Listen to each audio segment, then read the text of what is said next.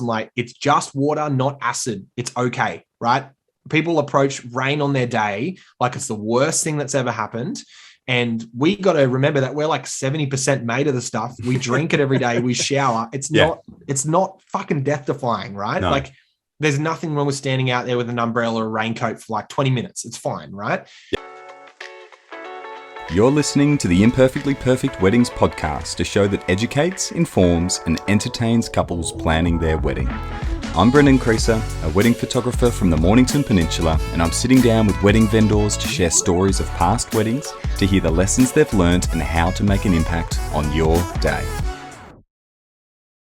Hello and welcome to another episode of Imperfectly Perfect Weddings. Today I've got Joel from Barefoot and Bearded. Now Joel, we go back a little way. Joel ran an exposed workshop a couple of years ago, which I attended, which was absolutely game changing. He's kind of revolutionizing his own little business in the wedding industry. In fact, wedding's a little bit of a dirty word for Joel. He's calling them marriage days, or I don't know, there's probably a few other adjectives and verbs thrown in there as well. But mate, thanks for coming on. I can't wait to have a chat with you today.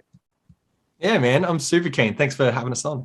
No worries. So first thing I want to jump into, wedding, it's gone. What's the deal there? What's going on? And what do you like to call them now? Look, I still I still photograph what couples and what society would see as a wedding day. Like I still photograph them, but I'm just trying to get rid of that word out of couples, especially couples vocabularies at the beginning process, like the booking process, because it's like the whole philosophy of like, don't think of a pink elephant. What the fuck do you think about? You think of a pink elephant, right? So as soon as I say the wedding word, you have this preconceived vision of how the day should look. You imagine a barn, you imagine hay bales, you imagine white dress and festoon lights and all that sort of stuff.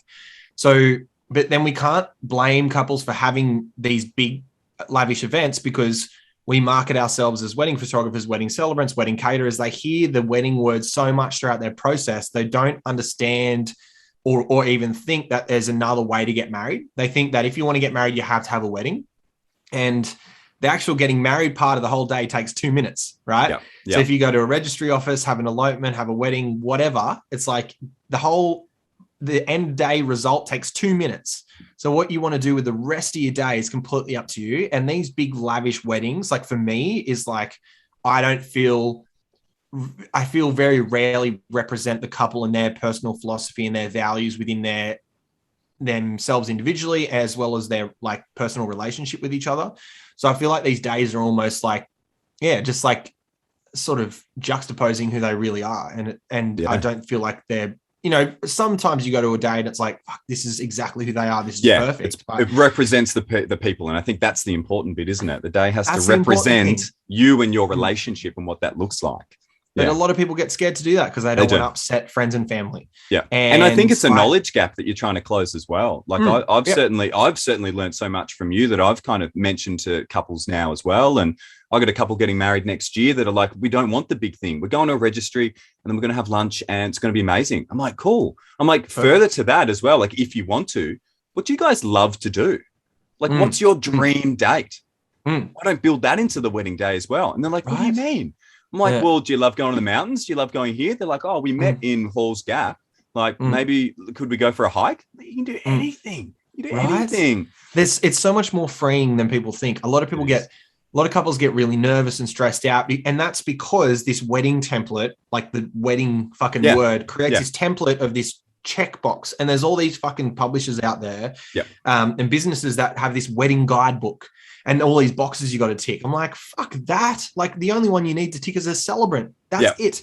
Yeah. Everything else is completely emotional and optional. We're not even necessary, man. Like I say to couples, I'm like, you don't even need to book me. Like I want to come, but you don't need to. Like to get married, you need to celebrate, and that's it. And most of the time at the stages of booking a photographer, they're like, oh, we haven't booked a celebrant yet. I'm like, that's the one thing you fucking need. That's number one. That's numero uno. Number one, So it's really crazy, man. But yeah, a lot of people get stressed out because they feel like there's expectation of what the day should look like. So then they go down this $60,000 fucking path when you think that you don't need that at all. So it's like thinking really. So my whole philosophy is like, I think a lot of people look at me as like a bit of a shit stirrer, or like a lot of people definitely in the wedding industry see my business is something that they think is trying to destroy the wedding world. And I'm not that at all. All I'm trying to do is educate couples to think consciously, creatively, and meaningfully about like how they, creating a day that represents them, right? Yep. And it's our job as vendors, if their day looks like staying at home and fucking watching Netflix and eating ice cream all day, and they want to do that, then it's our job as entrepreneurs, right, in the wedding world, whatever you're fucking offering, whether you're a florist or hair and makeup, how can you create a service that will fit in with that day, right? If they want to do that and you want to be a part of it, it's our responsibility to think outside the box to create something for them, right? Because our services are for the couple and not for our own ego and what we want to do, right? So it's like, if they want to do that and you're like, oh, well, I want to fucking go to a mountain peak and take fucking sunset photos. It's like, well, yeah, like we all fucking would like that, but it's their fucking day and it's your responsibility as a vendor to make the best day for them. And if that's what they want to do, you need to fucking come up with a way of how to make that day awesome for them and capture it or provide your service in the best way possible. So yeah, I don't use the wedding word, long story short. Yep. But we can talk about, like, obviously we'll drop it throughout this podcast, but yeah, I'm trying to market them as like marriage days. Yeah, absolutely. And there's so much every to day learn. should be different. And as you said, that full wedding, what it kind of has typically looked like, that does make sense for so many people. For so many people, that's still what they want, but there's little bits here and there that you can blend in and change up. Exactly. And I think that's part of this podcast as well. What I'm trying to get across to people is a wedding day doesn't have to be this perfect timeline that goes to plan. It can chop and change, and you can pivot, and weather happens, and something else might be thrown in there. And that at the end of the day, when you look back, it doesn't mean that it was wrecked or ruined. Yep. It was just different, and it was just a day like any other day. How many perfect days do you have in your life? Exactly. Your wedding day, is your marriage going to be perfect? Probably not, man. So I think your wedding can kind of represent that too. So I love it where you're pivoting, and I love that new style as well. Thanks, man. Man, I want to hear about kind of that dream marriage day or that epic trip that you've been on or something that's just blown your mind. And maybe it was a turning point for how you thought about them as well. Or what comes to mind? Oh man, like, look, so many. Like, if I reflect back on my career of 8 years, I've been very lucky to travel to some fucking epic spots like around the world to shoot couples, getting married and engagement shoots and all that sort of stuff. So it's really hard because, when you go to so many amazing places, obviously you associate like, going there and being like, fuck, I got to photograph a couple there. Wow, how fucking crazy is that? And I can reflect on it. And at the time, it would have been the best thing ever. But then I got to reflect back on it with the values who I am now. Yeah. So it changes all the time. If you asked me a week ago, I probably would have changed. But today, of who I am, the job I think about, it's really hard to go past. I did an elopement in the Himalayas in Everest, and I hiked for like 6 days from Kathmandu with this couple to base camp. And they got married up there, and then we got a helicopter back. So like, wow. Put that into a sentence, fucking there you go. Like that was pretty. That was pretty cool. And I can talk about all the moments that we had on the trip and how I almost thought I wasn't going to make it because I was getting so altitude sick. Really? And it was wild, man. It was a very emotional day. It was just them and me and the couple, and the whole journey to the day was like almost better than the actual day. Like the fact that we pushed through all the all the fucking hiking and eating just rice and drinking like 8 liters of water a day and just trudging at like so fucking slow and then get to the top and get married. Like, I think that the whole experience of that was pretty cool. That's unreal. So you had an end point in mind that you were hiking to? Yes. Yeah. So we had a hotel booked. It was called Hotel Everest. Great. So we stayed there, and like where the glass was at the end of the bed, like the big sliding doors, the sun would rise and you'd look at Everest. Like, it was fucked up. That's like unreal. It was so, like, I remember waking up sunrise and like looking out there and going, fucking, how am I here right now? Like, and now I'm like, this is just my job. Like, it's pretty cool. So you're hiking in with all your gear. So food, camera gear. We had Sherpas. Okay, we had Sherpas carrying hand, of course. So the only stuff I had on me was my cameras and as much water as I could carry. Okay. And then we just stopped at tea houses along the way up and got food as we went. But it was just that was just a fucking great experience. And then we woke up sunrise for their elopement. So I think we woke up at like 4:30. Wow. I went into their room. They got ready real quick. We walked out and I was like, hey, I reckon this is where we should do it. Cool. Yeah. Went down, said some personal vows, just like in the Himalayas with these mountains that are just so like, have you ever seen the movie Avatar? Yeah. Like it looks like fucking Avatar kind of like when they're flying through that world in Avatar and they look up and the mountains just keep going. And like, that was like that. It was just phenomenal, man. They just kept going and you're like, you can't even see the top. It's just wild. So yeah, then they said their personal vows. Things got very fucking emotional. It was just beautiful. And then, yeah, like after sunrise, because, you know, as being a photographer, it's like you shoot sunrise, this light starts off good and then it sort of gets worse. So we stopped, we went and had breakfast. We had a nana nap for like most of the day and then like just chilled out and just did whatever. And then we went for another hike at around 2 or 3 o'clock down to a village.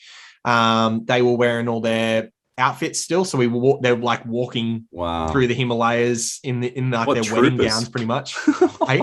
What troopers? Like that's unreal. Yeah. So they went for a hike and then we stopped at a tea house, we had some lunch and we played cards. So they're just sitting there in their wedding outfits playing cards because that's what we did the whole trip. Wow. And then we went for a hike when the light got good again and got some more photos, and we saw some Highland cows. So we went and played with them, and then we went to bed. It was great. Oh, that's unreal. And then you said a helicopter out of there. So it was kind of the hike in to the hotel and then back down to base camp. Is that where you kind of helicopter out to? No. We helicoptered all the way back to Kathmandu. All the way back to Kathmandu. Okay. Even that alone would have been incredible. Dude, like just flying through these mountains. Yeah. Just like, what the fuck? Like, it was wild. That was really cool. And like, that's one of those things that was forever with the old sort of Barefoot and Bearded approach. You know, I put out to the world that I really wanted to shoot one in the Himalayas. I always wanted to go there. I love mountains, all that crap. So as soon as I got that, I was like, wow, this is like a bucket list thing for me. But that's probably not the day that I reflect on that is most closest to my personal ethos now. But that's definitely like that's an awesome experience. And, you know, Ash and Dan, the couple, like they live in New Zealand. So every time I go over there now, I stay at their place. Like we're super close. They're awesome. But yeah, the one that I love shooting in Vegas. I've shot a few times in Vegas. Sweet. And with my new style and who I am anyway, that definitely resonates more with me and my personal culture of fuck this, do it your own way. Yeah. So are they often Americans you're getting in contact with or are getting in contact with you that are looking for the style, or are you flying over there with Australians or anyone? I'm flying over with Australians, cool. Which is awesome because then I'm on the same flight and I get this whole experience with them. And it's definitely heaps better for me if they're from here because then I can meet with them and all that sort of stuff. So both couples were, because I've shot 2 Vegas elopements and they're both from Newcastle where I am. Okay, so, wow. So we flew across there and the second one was really cool because I got some time.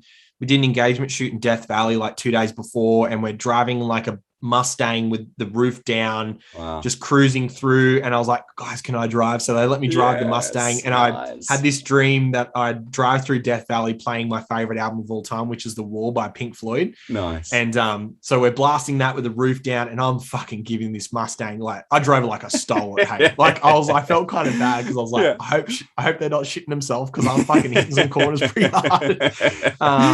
But that was like, that was awesome, man. And then they got married. Where did we go? I forget. So, they got married in the Neon Graveyard, which is like this place in Vegas where all these old neon signs from all history are put in this one area. Nice. And you can walk through and it just looks epic. Yeah. So they got married there by an Elvis impersonator, which was great. That's so Vegas, isn't it? You can't not. So Vegas. And then we took the Mustang and we drove out to Red Rock Canyon, which is like a national park not far from there.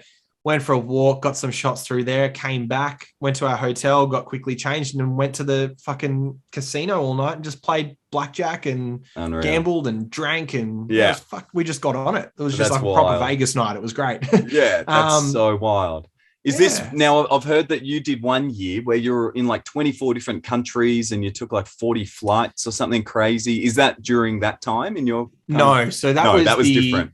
That was the year after. Right. But that year it was 7 different countries, over 120 individual flights, and 75 weddings, 15 elopements, 40 engagement shoots. Wow. It was, and I didn't have anyone working for me. It was just me. That's wild. And that was like obviously a great year of money and experiences as well. But yeah, it was not worth the impact to my mental health and other aspects of my life that it took on me. No way. That's not sustainable. It's not sustainable, but look, it is for some people, man. Yeah. Some people love that shit. They live to work like that. You know, I've met people in this industry that are like, I want to book as many as I fucking can do. And they just put their whole life into it. But it's like, that doesn't align with my personal values. You know, I like growth, freedom, and family time. They're my top 3 values in my life. Yeah. And the only one that I was sort of getting out of that was probably growth, because I was challenging myself all the time. Yeah. But I didn't have any freedom and I didn't have any family time. So it was like, it wasn't worth it for me, you know? Yeah. But yeah, so I think that was a good year. But then the one I'm talking about happened the year after. Okay. So I did a year of analyzing my business and tweaking some things because it needed to be tweaked. And then, did that one later. And it was good, man, because when I went to these jobs now, after doing that hectic year, I made sure that when I was there for longer. Yeah. So I made a little holiday out of it if I wanted to meet other people. And, you know, it wasn't like a fly 27 hours, shoot for 2 days, and then fly back to the next fucking place I've got to go, you know? Like actually looking after myself and giving myself a reward. Hey, you fucking booked a job in Vegas, spend a few fucking days in enjoy Vegas, it. You know? You're here now. Enjoy it. Yeah. Like, you know, and you feel guilty for doing that because you're on a work trip. But then it's like, no, man, like, as long as you do your fucking job on the day and it doesn't impact the couple, have as much fucking fun as you want, you know? Yeah. So I feel like we get so much pressure to, you know, it's a work trip. And it's like, well, and it puts you in a certain headspace. It's hard to get into a holiday mode when you're there for work, but then it's like you have these moments for sure, like, and don't feel guilty on having that. So, but yeah, man, like, I guess they're probably, but then I've shot in like Faroe Islands, which is like my favorite place that I've ever been in my whole life. I did an elopement in Marrakesh in Morocco. Yeah. I've done fuckloads in New Zealand. Yeah. I've shot in the UK, you know, in Europe. So it's like, I don't know, it's hard to like There's a lot of career highlights there. Kind of highlights. Any of those days or anything in particular, it might have even been something in Australia that has just been one of those days where it just hasn't gone to plan, where it's just everything's been against you, but you kind of pull through, and at the end of it, you're like, that was kind of bad, but still epic. Well, look, I think like no day was like kind of bad, you know, like they're all good. Yeah. I know you're not saying that. But the one that sort of pops out to me, and it was just, mate, it wasn't even really a big deal, but it was just, it was the way that it was approached was really beautiful. And I feel like it was one of these moments in a day that was like seemingly the end of the day, the end of the world. Right. Yeah. But then it was this really beautiful way of how it was approached, and it was actually the best thing that happened in the day. Yeah. So I remember I was shooting a wedding in the Hunter Valley locally here, and Jess and Nick, really good friends of mine. They won't mind me mentioning their names. I love them. And they had this day of about 110 people at this wedding. Yeah. And the whole day we were like, oh, do we do it outside? Do we do it inside? Because there was this inevitable storm coming eventually. And anyway, she was dressed, he was dressed, everyone was like fucking ready to go, right? And she's looking out the window, looking at the ceremony, and it just started shitting down half hour before. And it was just to the point where you just can't be out there with an umbrella. You know, like I say to my couples all the time, and even if I wake up and it's overcast, I'm like, it's just water, not acid. It's okay, right? People approach rain on their day like it's the worst thing that's ever happened. And we got to remember that we're like 70% made of the stuff. We drink it every day. We shower. It's not fucking death defying, right? No. Like there's nothing wrong with standing out there with an umbrella or a raincoat for like 20 minutes. It's fine, right? Yep. But it got beyond that. It was like, you can't be out there. And Jess was freaking out because she's like, I've always wanted it outdoors and blah, blah, blah. She booked me, who my style at the time was very outdoors. And the florist was very outdoors, and, you know, it was just inevitable that that's what she wanted. And so we had to, me and like all the groomsmen started picking up all the shit and moving it into this tiny, like this lounge room that was a big lounge room, but not big for 110 people. And she was like, I don't know what to do. And I was like, look, just take a fucking second, have a drink. And I always play music every wedding I have. I have a UE boom speaker. And I walked into this room and it was dead silent because everyone was just stressed. Yeah. And I was like, cool, I'm going to put a song on. You guys relax. And I put on a song, I forget what it's called, but have you ever seen the rain? Yeah. I forget how, I'm not going to sing it or anything, but that's the song I put on. Yeah. And I put it on. I left the room to go get some shit sorted. I was like, look, so I'm going to go. I'll be back in 5 minutes. I come back and Jess, the bride, just looks to me and she's just smiling. And I was like, oh, like, are you okay? Like, is everything good? And she's like, that song has just fucking made me realize that I don't really give a shit about where it's, I just want to marry Nick. I just want to get married to him. This is why I'm here. I'm not here to stand outside and do it. I'm here because I love Nick and I want to get married to him. And like, it was this, and she just came up and gave me this huge hug. And she's like, fucking thank you so much. Like, this is the best thing. And the whole bridal party was just fucking amped from then on. And we were like, oh, good. Cool, let's do it. And it was in the middle of summer in this tiny room. So she had to like push through this lounge room as the aisle exit, which wasn't ideal for what she wanted, but she was just so excited. Everyone's giving her hugs as she's walking past, and the gap from the bridal party to like the guest was like a meter. So I'm like standing in the front row just trying to get shots. And there's some people outside the lounge room looking through the window. There's big fans going off. Like, you know, if you took the photos from it is like, fuck, that looks like hell. But the energy was just so high. You know, the energy was just so beautiful in that moment because everyone was just like, let's just get them married and we'll get fucking pissed later, you know? Yeah. And it's such a shift in like your mental state as well of I have this dream and this and that. And then, as you said, no, let's just get married. How good is that? It was the best thing that happened. Like, and that wedding got featured in Himalayan magazine months to come. And they got asked, what was your best part of the day? And I read it because I was like, oh, I'm really interested.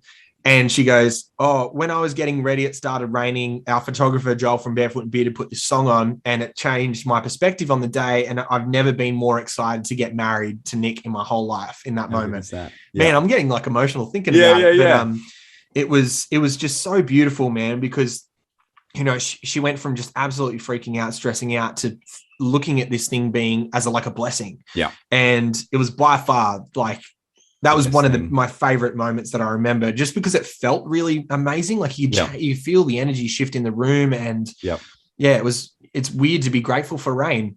I can totally agree with that. My own wedding, it was torrential rain. And similarly, we dreamed of this outdoor wedding under the beautiful festoon and lights and everything. And same, we ended up in this cramped little barn and it was the best.